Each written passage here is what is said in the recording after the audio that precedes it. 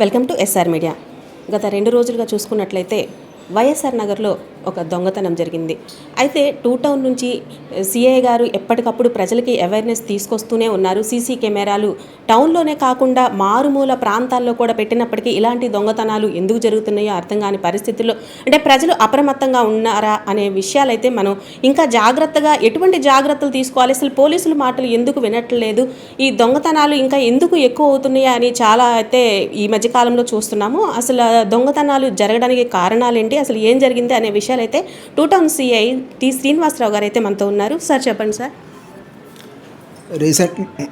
Recently YSR Nagar opposite ఒక layout ఉందండి, అది శ్రీ సత్యానగర్ లేఅవుట్. ఆ లేఅవుట్లో మొన్న 31వ తేదీన ఒక దొంగతనం ఒకటి రిపోర్ట్ అయింది. వివరాల్లోకి వెళ్తే వాళ్ళు ఏంటంటే ఇంట్లో ఇద్దరే ఉంటారు, వైఫ్ అండ్ హస్బెండ్ ఉంటారు. ఆ వైఫ్ కూడా నర్సీపట్నంలో బ్యాంక్ ఎంప్లాయీగా పనిచేస్తున్నారు. అయితే వీళ్ళు 30వ తేదీ సాయంత్రం 7:30 గంటలకి ఏంటంటే వాళ్ళు అన్నవరం వెళ్ళారు టెంపుల్కి. మళ్ళీ నెక్స్ట్ రోజు 31వ తేదీ ఈవినింగ్ 6:30కి వచ్చేటప్పటికి ఆ డోర్ని లాక్ బ్రేక్ చేసి మొత్తం అంతా ఓపెన్ చేస్తుంది. వీళ్ళ ఇంట్లోకి వెళ్ళి చూసిన వెంటనే మొత్తం బీరువాలన్నీ కూడా ఖాళీ అయ్యి చాలా చెదురుగా పడి ఉన్నాయి. ఇవన్నీ వెంటనే మా దృష్టికి వచ్చింది. మేము వెంటనే సీన్ విజిట్ చేయడం జరిగింది. క్లూస్ టీమ్స్ని కూడా మేము పెట్టుకెళ్ళడం జరిగింది. అందులో సుమారుగా మాకు వచ్చిన రిపోర్టు అంశాలను బట్టి చూస్తే 28.5 తులాలు గోల్డ్, తర్వాత సుమారుగా 79 తులాలు సిల్వర్ కూడా, అందులో కొంత క్యాష్ కూడా పోయినట్టు వాళ్ళు చెప్పారు.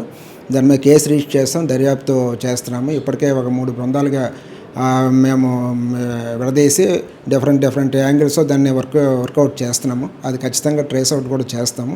అయితే నేను ఇందులో అంటే ఈ అఫెన్స్ ఒకసారి చూసినట్టయితే చాలా వరకు నిర్లక్ష్యం అనేది చాలా వరకు మనకి కనిపిస్తుందండి. ఇప్పుడు ఆ సత్యానగర్ లేఅవుట్లో ఫుల్గా హౌసెస్ లేవు, అక్కడక్కడ సుమారుగా ఇప్పుడు ఏదైతే దొంగతనం జరిగిందో ఆ దొంగతనం జరిగిన దానికి సుమారుగా 100 మీటర్స్ దీంట్లో కూడా ఏ హౌసెస్ లేవు. ఇదే లాస్ట్ హౌస్. వాళ్ళు ఏంటంటే కనీసం ప్రికాషన్స్ కూడా చాలాసార్లు మీటింగ్లు పెట్టడం జరిగింది. సోషల్ మీడియా ద్వారా కూడా చాలా వరకు అవేర్నెస్ చెందించినప్పటికి కూడా ఇంట్లోనే మొత్తం అంతా బంగారం కానీ వెండి కానీ ఇంట్లో మొత్తం అంతా ఉంచేసి ఆ బీరువా తాలూకు లాక్స్ కూడా అందుబాటులో పెట్టి చాలా ఒక నిర్లక్ష్య ధోరణితో ఉన్నారని చెప్పొచ్చు. కనీసం ఆ తాలూకు లేఅవుట్లో అందరూ ఎంప్లాయీస్ ఉన్నారు. కనీసం కెమెరాస్ పెట్టే దాంట్లో ఎవరు కూడా ఇంట్రెస్ట్ చూపించలేదు అసలు. అంటే ఒక క్రైమ్ అయిపోయిన తర్వాత మళ్ళీ డిటెక్ట్ చేయాలి అంటే అది చాలా దాంట్లో ఎక్కువ మనం టైంను ఇచ్చేయాలి. తర్వాత అది ఎంతవరకు రికవరీ చేస్తామనేది కూడా ఒక ప్రశ్నార్థకంగా ఉంటుంది. అయితే ఏదేమైనా సరే మనం అక్కడ కెమెరాస్ లేకపోవడం వల్ల చాలా వరకు చిన్న క్లూ కూడా మనకి రాలేదు. అయితే ఏదేమైనప్పటికి కూడా దాని మీద వర్కౌట్ చేస్తున్నాము. ఇప్పటికే కొన్ని క్లూస్ మాకు కొన్ని అబ్టైన్ చేయడం జరిగింది. వితిన్ ఏ షార్ట్ పీరియడ్ అది కూడా మేము డిటెక్ట్ చేస్తాము. ఏదేమైనా సరే ప్రజలకి నేను చెప్పేది ఏంటంటే ఇది ఏదైతే మనకి టెక్నాలజీని యూజ్ చేసుకొని కెమెరాస్ని బిగించుకొని మనం ఉండే ఏరియాలో ఒక రక్షణ వలయంగా చేయడంలో టెక్నాలజీ ఉపయోగించుకుంటే దానివల్ల మంచి ఫలితాలు వస్తాయి.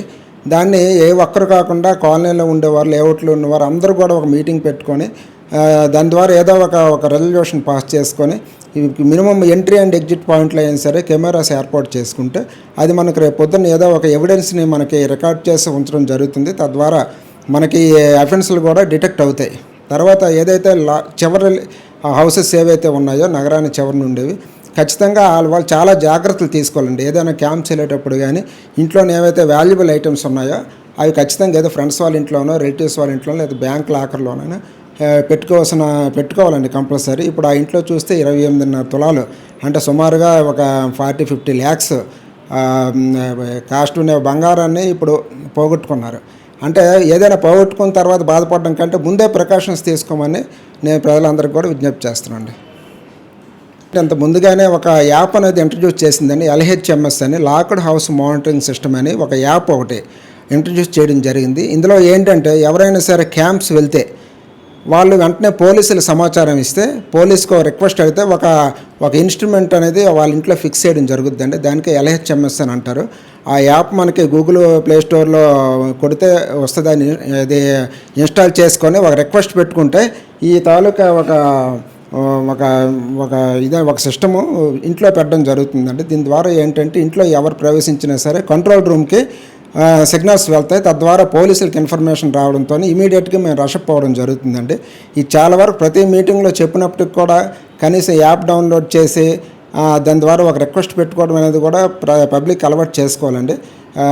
అంటే ప్రజాసేవలో పోలీసు ఏంటంటే చాలా చిన్న మైన్యూట్గా కూడా ఉన్నాం.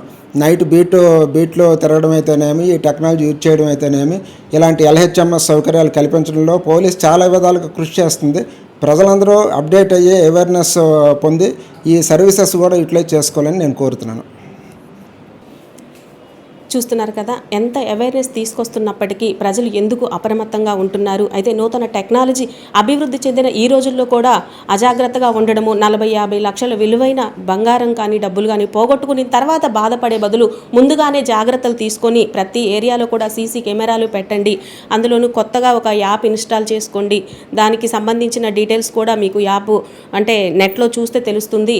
దీనివల్ల చాలా మటుకు సేఫ్ జోన్లో అయితే ఉండగలము. మా ప్రయత్నం మేము చేసినప్పటికీ ప్రజలు మీ వంతుగా మీరు కూడా కొంత మాకు సహకరిస్తే ఇటువంటివి ముందు రోజుల్లో రాకుండా జరగకుండా నేరాలని కంట్రోల్ చేయగలము అని అయితే శ్రీనివాసరావు గారు అయితే తెలియజేస్తున్నారు.